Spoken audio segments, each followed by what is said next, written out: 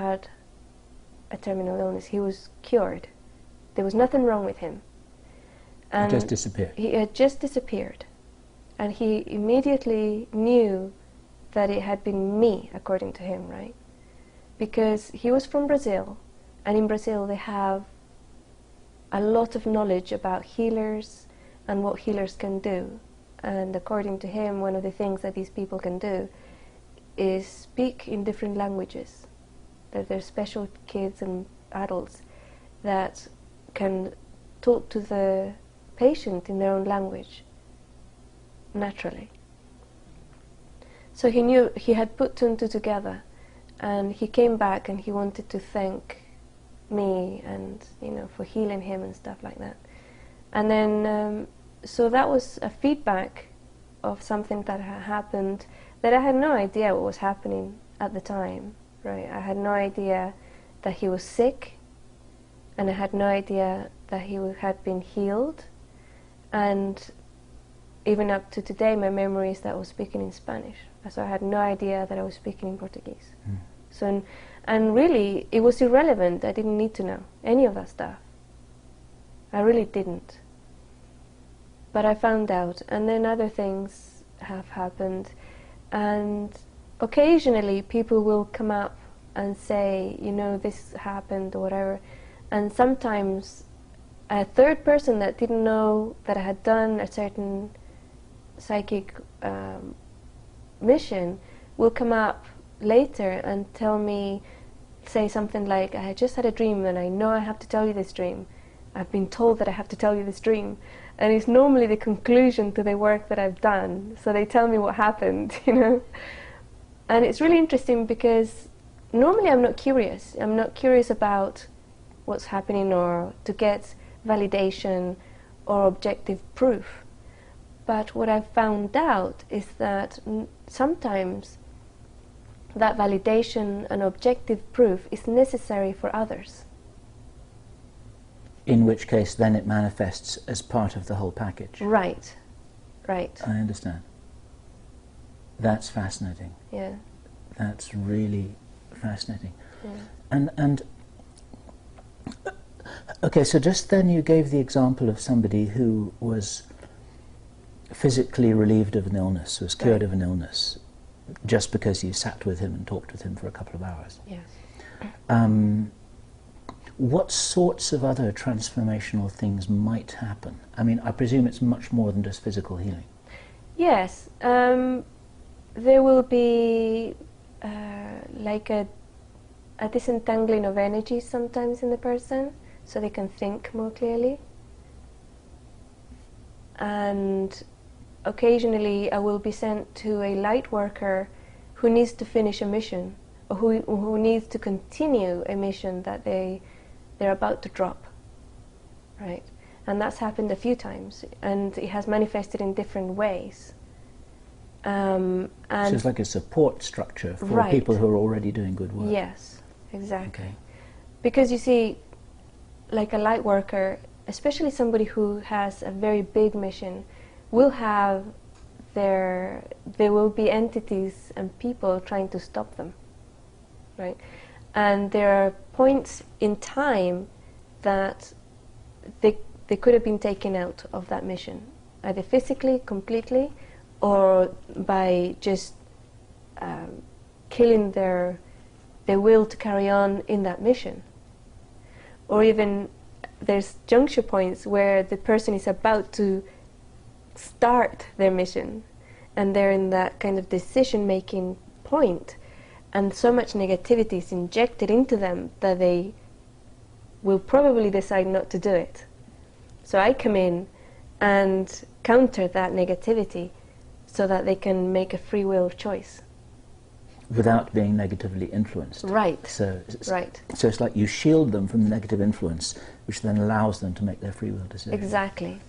And then they can decide to go ahead, and they can decide not to go ahead, but it's their free will. It's an inner decision, not forced by the negativity that's coming their way. Do you have any idea or suspicions or knowledge that there are some fairly large things that you have done, some fairly major things that, I mean, not just related, for instance, to one person's personal life, but to something that's much more far-reaching than that?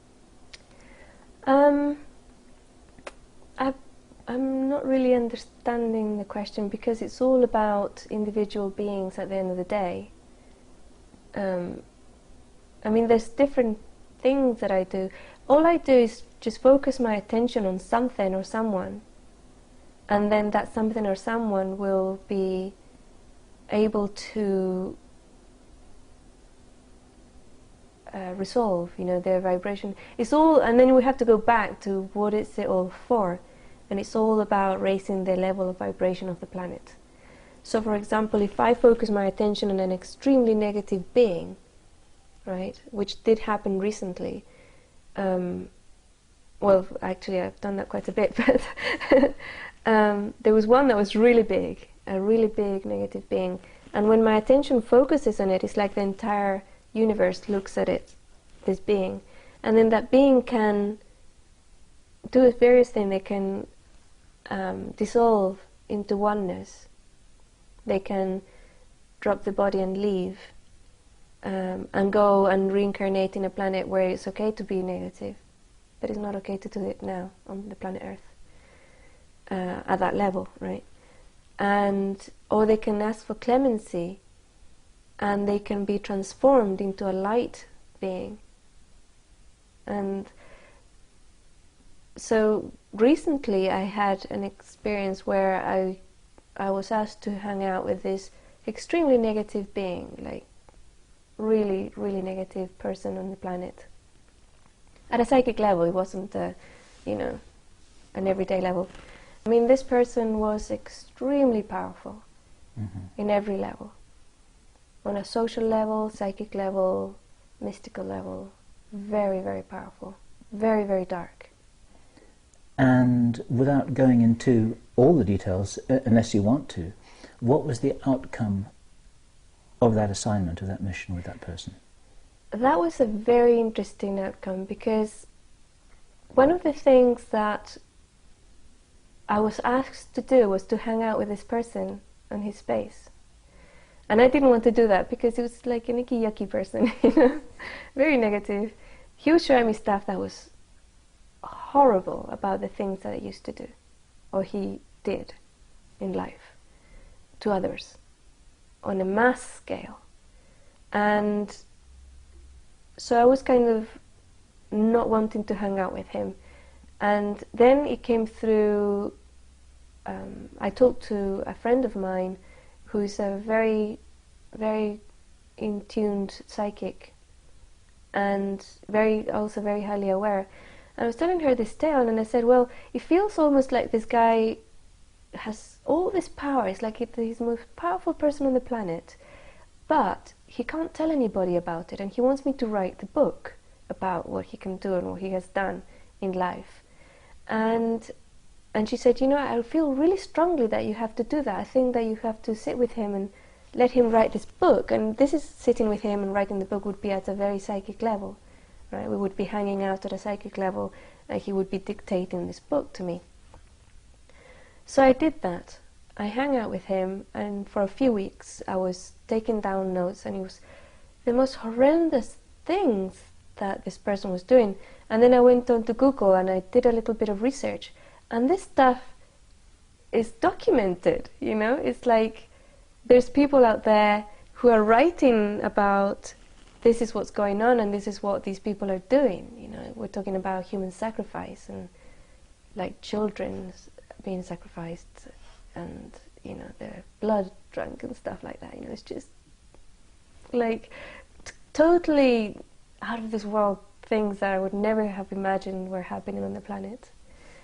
And this is the bloke we were talking about. After a few weeks, I had this experience where I came out of the body and I was sent to this huge mansion. Now, when I see a mansion, it's normally how I interpret it is that it's the person's being, the person's maybe body and life. And this was a huge mansion, and there was this other person outside it. It was like a man, and he was I saw, when I looked at him, I thought, oh, there's a like a